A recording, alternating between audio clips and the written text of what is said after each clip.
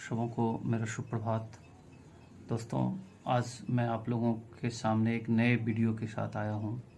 इसमें हम UPSC, BPSC या अन्य जो राज्य स्तरीय प्रशासनिक सेवा है विभिन्न राज्यों की, चाहे वो यूपी पीएससी हो, एमपी पीएससी हो, उत्तराखंड पीएससी हो, बिहार पीसीएस हो या आईएएस हो, इनसे जुड़ी हुई एक रणनीति लेकर के आप लोगों के समक्ष आया हूँ।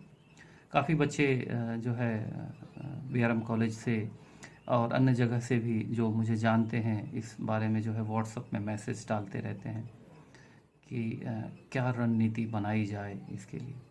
देखिए, जीवन में रणनीति सबसे इम्पॉर्टेंट होती है। बिना रणनीति का आप कुछ भी तय नहीं कर सकते।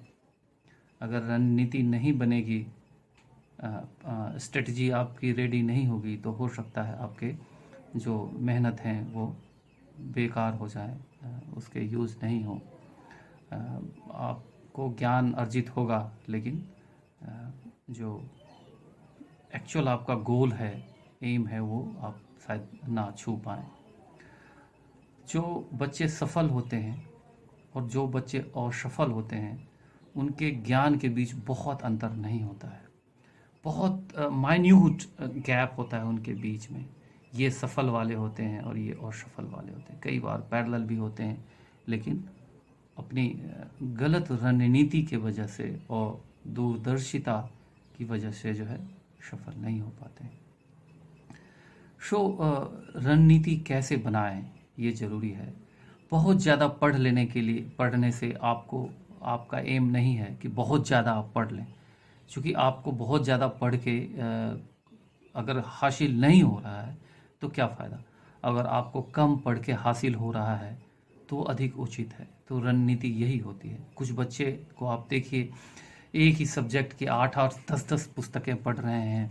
कुछ बच्चे को देखिए, बहुत लिमिटेड बुक्स को पढ़ करके जो है अच्छे स्कोर करके अच्छे रैंकिंग्स ले आते हैं। यही स्ट्रेटजी का डिफरेंसेस होता है। कुछ बच्चे एक ही विषय के जो है हजार पन्ने की मोटी मोटी किताबें पढ़ते रहते हैं और भूल जाते हैं। यहाँ स्ट्रेटजी इसीलिए तय की जाती है। यूपीएससी प्रीलिम के लिए स्पेशली आज मैं आप लोगों को स्ट्रेटजी बताऊंगा। यूपीएससी प्रीलिम की स्ट्रेटजी हम 4 चरणों में तय करते हैं। 1 साल कम से कम आपको समय चाहिए इसके लिए। इन 4 चरणों को हम एक एक करके देखें। स्टेज 1 में क्या करेंगे?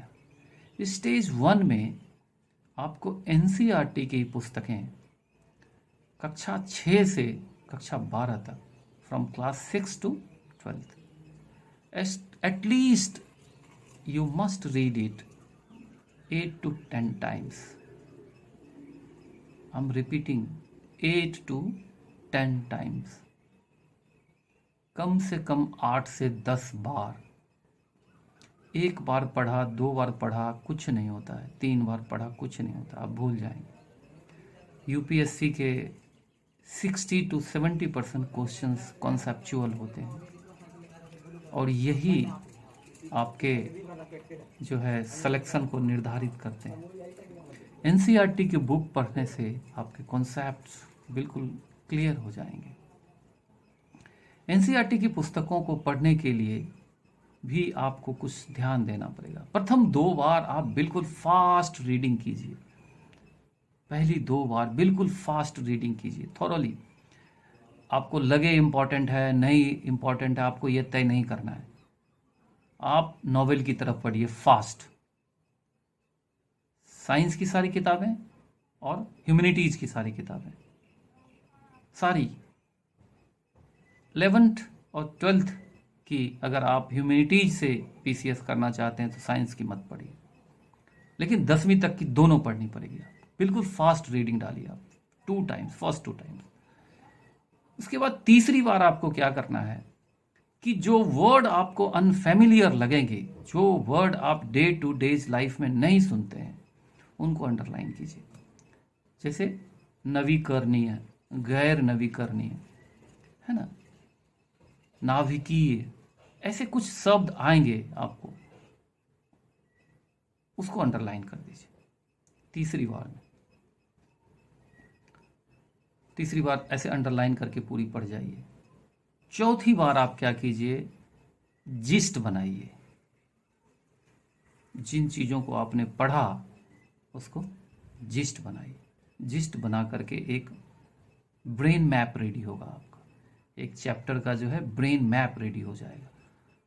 जिस्ट बना के गोल करके, पुस्तकों में भी काफ़ी जगह होते हैं एनसीईआरटी के किताबों में, वहाँ भी आप लिख सकते हैं। टैग लगा सकते हैं, बुकमार्क लगा सकते हैं, येलो शीट्स आते हैं चिपकाने वाले, कुछ एडिशनल इन्फॉर्मेशन आप ऐड करना चाहेंगे तो उसमें ऐड कीजिए। सो ये चौथी बार में आप जिस्ट रेडी करेंगे।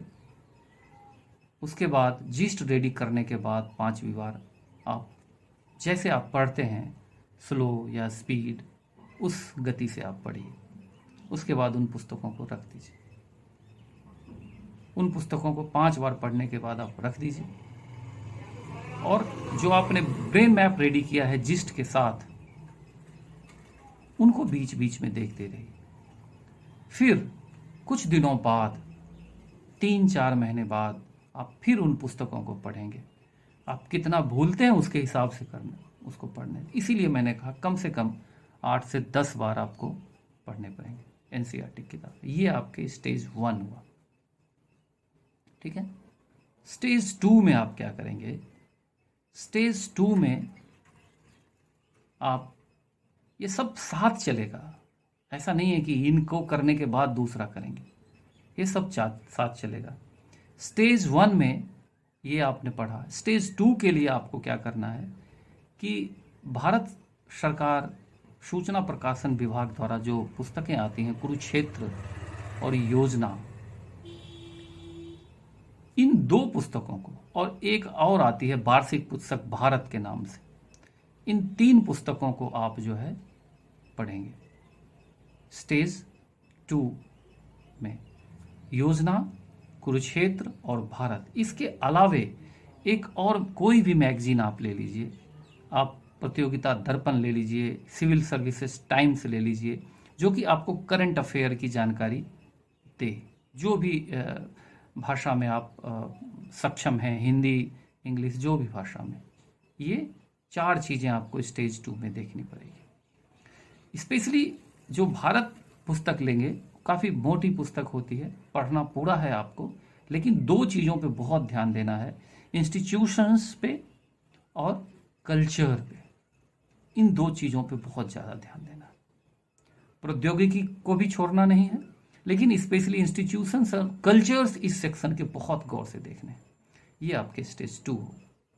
स्टेज 3 में आप 2 घंटा कम से कम या 1 घंटा कम से कम समय निकालिए एक Delhi edition the Hindu newspaper को पढ़ने के लिए।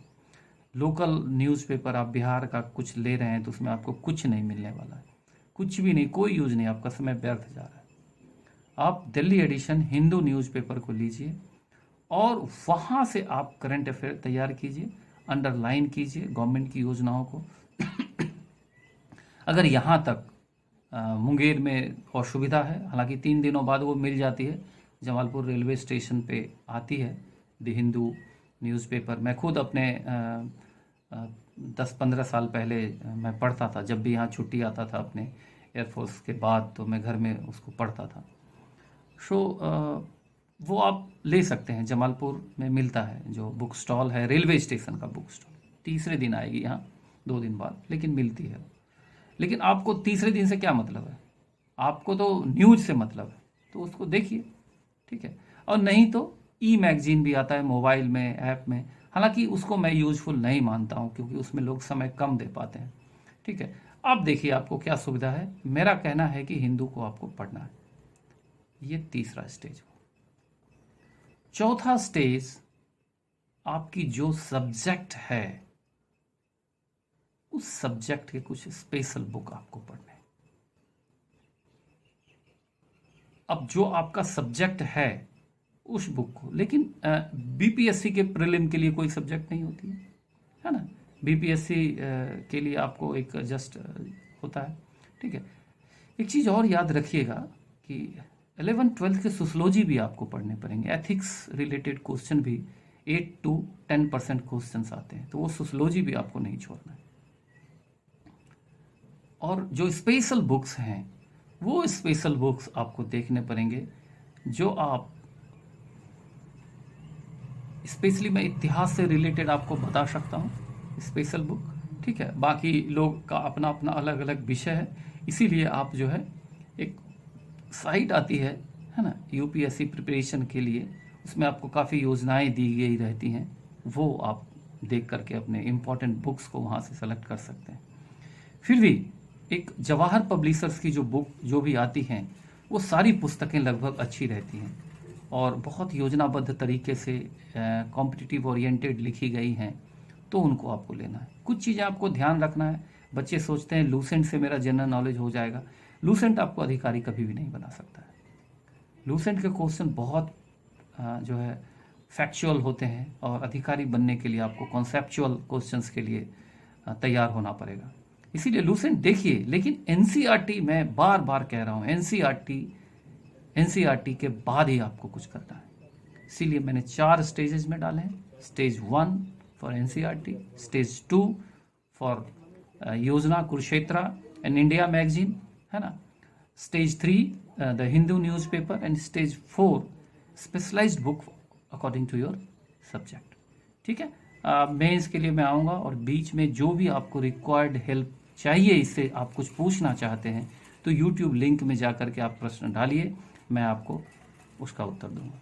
ठीक है, जो भी आपको जानकारी हो।